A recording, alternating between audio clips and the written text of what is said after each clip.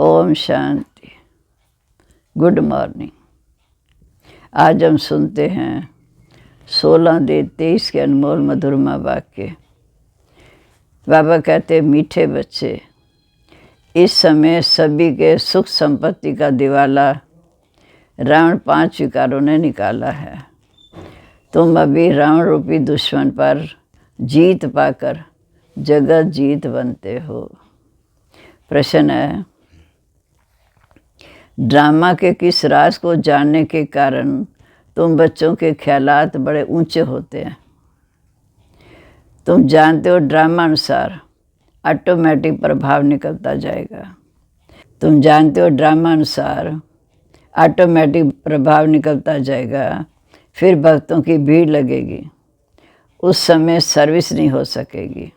प्रश्न है, ड्रामा के किस राज को जानने के कारण तुम बच्चों के ख्यालात बड़े ऊंचे हो रहते हैं? उत्तर है, तुम जानते हो ड्रामा अनुसार ऑटोमेटिक प्रभाव निकलता जाएगा, फिर भक्तों की भीड़ लगेगी, उस समय सर्विस नहीं हो सकेगी। दूसरा, जो बाबा के बच्चे दूसरे धर्मों में कन्वर्ट हो गए वह निकल आएंगे, इसलिए तुम्हारे ख्यालात बहुत ऊंचे रहते कि कहाँ से कोई निकले जो बाबा का बच्चा बेहद का अपना वर्षा ले ले।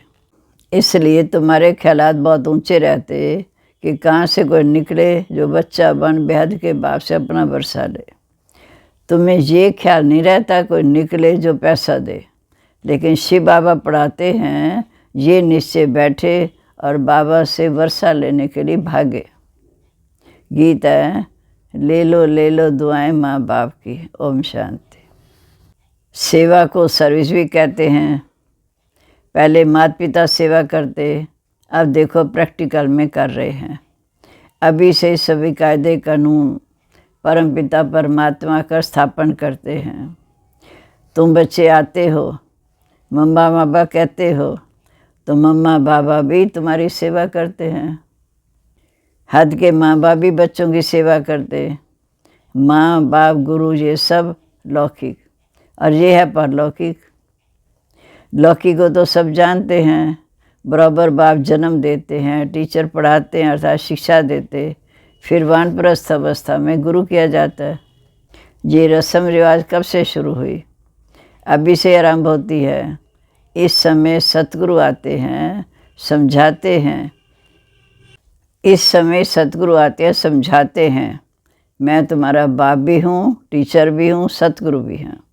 बाप के तो बच्चे बने हो, टीचर हो, मैं से शिक्षा पा रहे हो। अंत में सतगुरु बन तुम्हें सचखंड में ले जाएंगे। तीनों काम प्रैक्टिकल में करते हैं। अंत में सतगुरु बन तुम्हें सचखंड में ले जाएंगे। तीनों काम प्रैक्टिकल में करते हैं। तुम बच्चे माता पिता कहते हो तो बाप भी स्वीकार करते। ये तो जानते हैं सभी बच्चे एक समान सपूत नहीं हो सकते। जहाँ भी बेहद का बाप कहते सब बच्चे सपूत नहीं हैं, ये तो तुम जानते हो। अभी यह रावण राज्य ये कोई विद्वान पंडित आदि नहीं जानते। जब कोई आते हैं तो पहले तो उनसे पूछना है तुम क्या चाहते हो। फिर कोई शांति चाहते, इसलिए गुरु ढूंढते हैं। सतयुग में कोई गुरु आदि नहीं ढूंढते, क्योंकि वहाँ दुखी नहीं है, वहाँ कोई अप्राप्त वस्तु नहीं। जहाँ तो कोई ना कोई वस्तु की लाज सरक गुरु के पास जाते हैं। कोई का सुनेंगे कि उनकी मनोकामना पूर्ण हुई तो खुद भी उनके पिछाड़े चले जाएंगे। किसी का सुनते हैं फिर उसके पीछे वो भी चले जाते। सन्यासी पवित्र बनते हैं तो उनकी महिमा भी तो बढ़नी ही है, बहुत शिष्य बन जाते। विवेक भी कहता है जो पवित्र बनते हैं उनकी महिमा ज़रूर बाप को करानी है। तुम पवित्र बनते हो तो तुम्हारी कितनी महिमा होती। तुम्हारे द्वारा मनुष्यों का 21 जन्म के लिए कल्याण हो जाता है। सब मनोकामना 21 जन्म के लिए पूरी हो जाती हैं, ये भी तुम जानते हो। दुनिया में ये भी कोई नहीं जानते कि परमात्मा कब आते हैं। जगदम्बा कौन है जिस द्वारा हमारी सब मनोकामना पूर्ण हो जाती है। अब सब घोर अंधकार में है। ये था राजा रानी तथा प्रजा।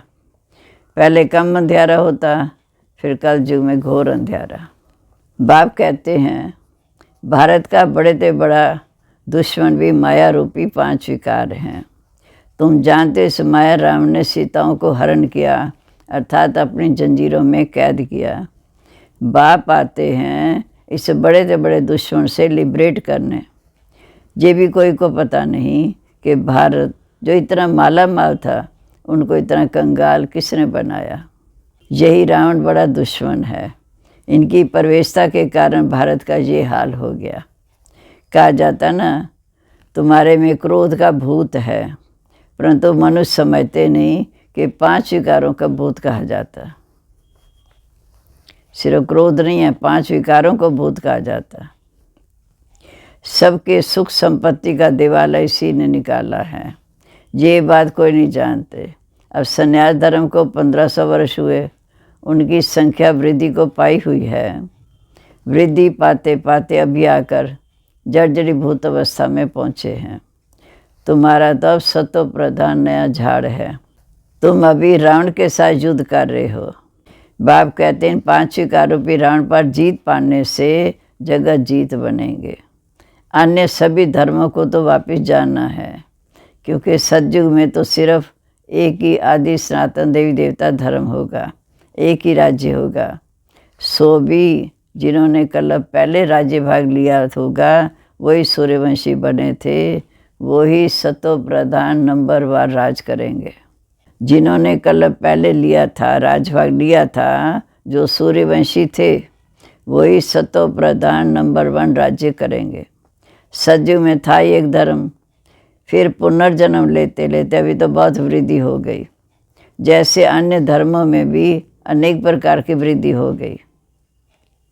हैं तो सभी भारतवासी एक आदि सनातन देवी देवता धर्म के है ना। सिजरा तो ऊपर से चला आया। भारत खंड है, सचखंड, जहाँ बाप आकर देवी देवता धर्म को ट्रांसफ़र करते हैं। भारत सचखंड है, सचखंड, जहाँ बाप आकर देवी देवता धर्म में हमें ट्रांसफ़र करते हैं। ये तुम बच्चे जानते हो।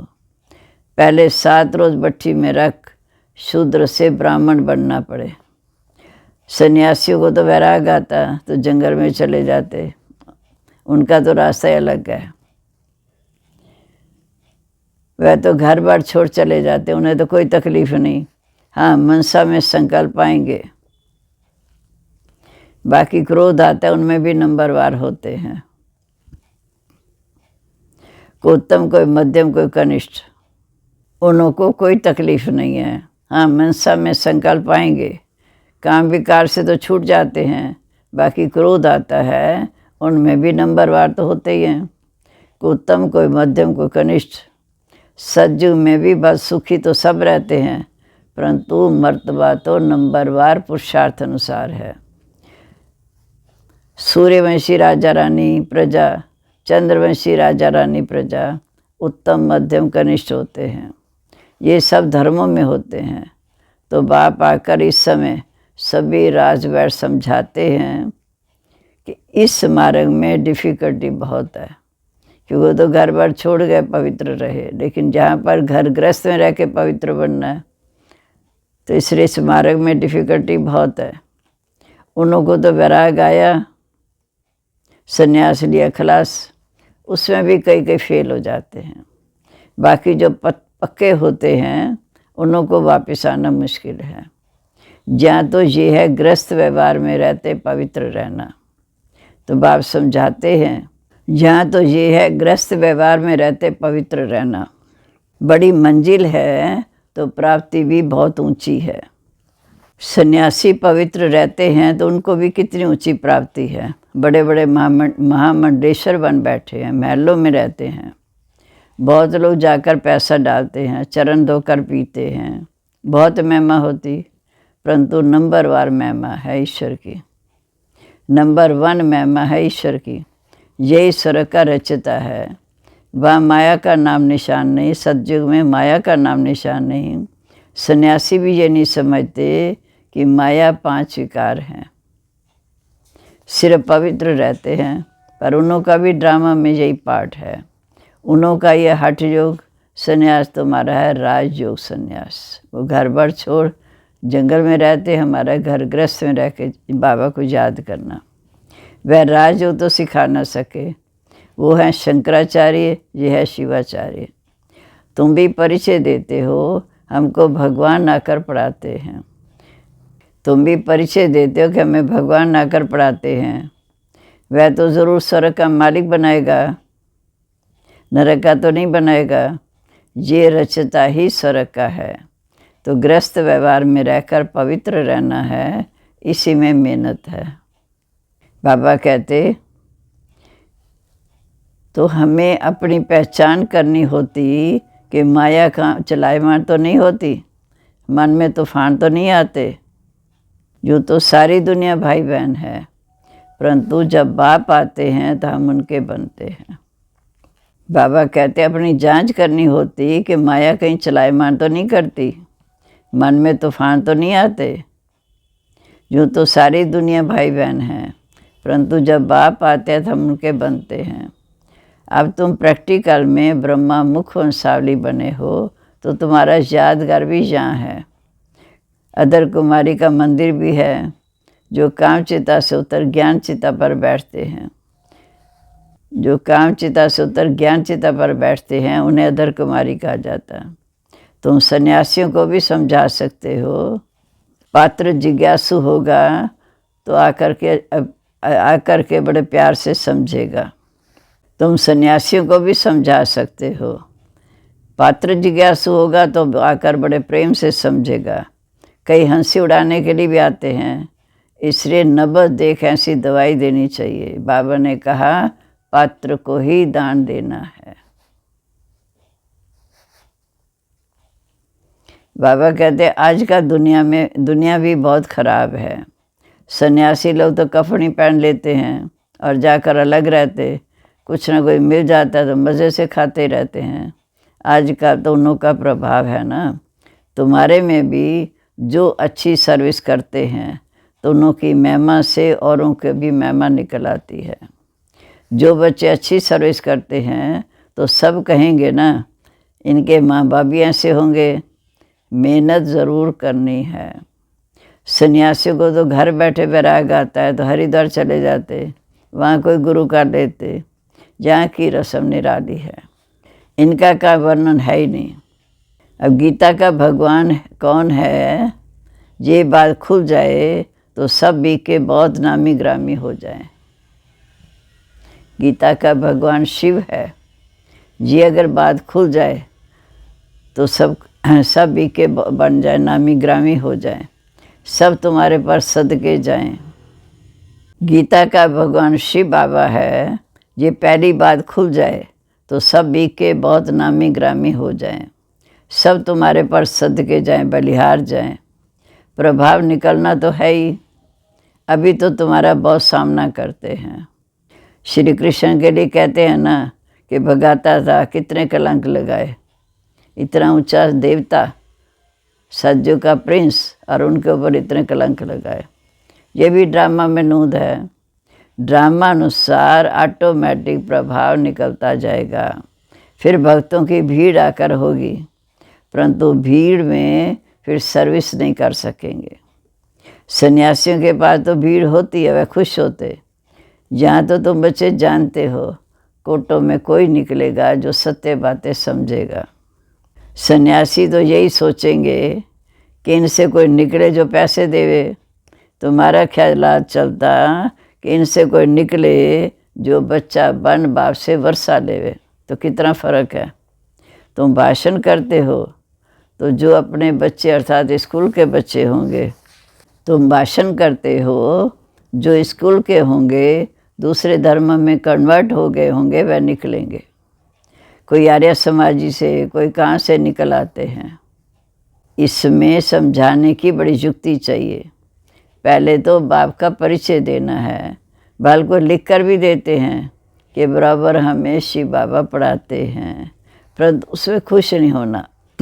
बाल को लिख कर भी देते हैं कि बराबर शिव बाबा हमें पढ़ाते हैं, परंतु उसमें खुश नहीं हो जाना। निश्चय बिल्कुल नहीं बैठा। भले कोई बच्चे पत्र भी लिखते हैं, परंतु बाबा लिख देते हैं, तुमको अभी निश्चय बिल्कुल नहीं। अगर उनको निश्चय बैठे कि मोस्ट बिलव्ड बाप मुझे पढ़ाने आए, उनसे वर्षा मिलता है, तो एक सेकंड भी ठहरे नहीं। विवेक कहता है गरीब झट भागेंगे मिलने के लिए। साहूकार तो कोई बिरला निकलेगा, साधारण कुछ निकलेंगे। कोई भी आए तो बोलो ये है राजयोग की पाठशाला। जैसे डॉक्टरी योग वैसे ये राजयोग, जिससे राजाओं का राजा बनना है। हमारी एम ऑब्जेक्ट है ही मनुष्य से देवता बनना। हमारी एम ऑब्जेक्ट है ही मनुष्य से देवता बनना। अच्छा, बाप दादा का मीठे मीठे सिक्के लदे बच्चों प्रति नंबरवार पुरुषार्थ अनुसार याद प्यार दिल पर वो चढ़ते हैं जो पुरुषार्थ कर आप समान बनाते हैं। बाकी बाप सभी को प्यार तो करेंगे ही। अच्छा, रूहानी बाप की रूहानी बच्चों को नमस्ते। हम रूहानी बच्चों की बाप दादा को भी नमस्ते। नमस्ते बाबा, गुड मॉर्निंग। शुक्रिया बाबा, कितनी ऊंची शिक्षा देकर हमें वरदानी मूर्त बना दिया। अब धारणा के लिए मुख्य सार। पहली पॉइंट है, कर्म इंद्रियों से कोई भी विकर्म नहीं करना है। ज्ञान और योग बल से मन के तूफानों पर विजय प्राप्त करनी है। ज्ञान और योग बल से मन के तूफानों पर विजय प्राप्त करनी है। दूसरा, सेवा ऐसी करनी है जिससे माता पिता का नाम बाला हो, सबकी दुआएं मिलती रहें। गीता ना, ले लो दुआएं माँ बाप की। तो सेवा ऐसी करनी जिससे माँ बाप का नाम बाला हो, सबकी दुआएं मिलती रहें। अब आज का वरदान, हम सभी अपने सिर पे वरदानी हाथ महसूस करें।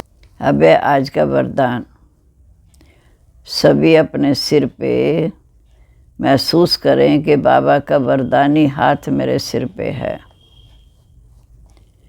अपने अनादि स्वरूप में स्थित रहे सर्व समस्याओं का हल करने वाले एकांतवासी भव। अपने अनादि स्वरूप में स्थित रहे सर्व समस्याओं का हल करने वाले एकांतवासी भव। आत्मा का स्वधर्म सुकर्म सो स्वरूप सो देश शांत है। आत्मा का स्वधर्म सुकर्म सो स्वरूप सो देश शांत है। संगम युग की विशेष शक्ति साइलेंस की शक्ति है। आपका नादी लक्षण है शांत स्वरूप रहना और सबको शांति देना। इसी साइलेंस की शक्ति से विश्व की सर्व आत्माओं का हल समाया हुआ है। शांत स्वरूप आत्मा एकांतवासी होने के कारण सदा एकाग्र रहती, बाबा की याद में एकाग्र रहती है। और एकाग्रता से परखने की, निर्णय करने की शक्ति प्राप्त होती है, जो व्यवहार व परमार्थ दोनों की सर्व समस्याओं का सह साधन है। एकाग्रता से परखने और निर्णय की शक्ति प्राप्त होती है, जो व्यवहार या परमार्थ दोनों की सर्व समस्याओं का सह समाधान है। अब स्लोगन, अपनी दृष्टि वृत्ति और समृद्धि की शक्ति से शांति का अनुभव कराना ही महादानी बनना है। अपनी वृत्ति, दृष्टि और समृद्धि की शक्ति से शांति का अनुभव कराना ही महादानी बनना है। अव्यक्त इशारे, जैसे वाणी द्वारा प्रत्यक्षता करते हो तो वाणी का प्रभाव पड़ता है, उससे भी ज़्यादा प्रभाव गुण और कर्म का पड़ता है। तो आप हर बच्चे के नैनों से यह अनुभव हो कि नो के नैनों में कोई विशेषता है। ये साधारण अनुभव ना करें, अलौकिक हैं। उन्हों के मन में क्वेश्चन उठे कि ये ऐसा लाइक किसने बनाया, कहाँ से बने। स्वयं सोचें और पूछें कि आपको ऐसा बनाने वाला कौन है। तो अपनी स्थिति द्वारा बाप को प्रत्यक्ष करो। ओम शांति।